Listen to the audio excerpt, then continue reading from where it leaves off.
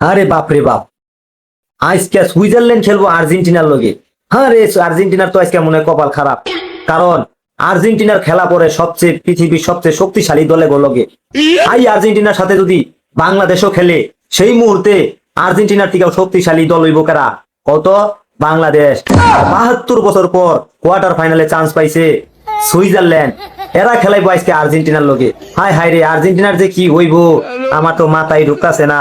তবে চিন্তার কোনো কারণ নাই, ফিফা কিন্তু আছে, ফিফার প্রেসিডেন্ট কোনো না কোনো ভাবে 80 মিনিটে যদি সুইজারল্যান্ড 3টা গোল দিয়া দেয়, 10 মিনিটে 4টা গোল বইরা দেওয়ার ক্ষমতা ফিফা কোম্পানির আছে, এটা আমরা বিশ্বাস করি। তবে আর্জেন্টিনার ভক্ত যারা আছো, তারা হতাশ হওয়ার কোনো কারণ নাই, নৈরাশ হইও না, তোমরা কোনো চিন্তা করো না। আমরা খেলায় না জিততে পারলেও আমরা কিন্তু টাকা দিয়া কিন্তু আগেই সিস্টেম করে রাখছি, তাই কোনো টেনশন নাই, চিল করো, নো প্রবলেম। হে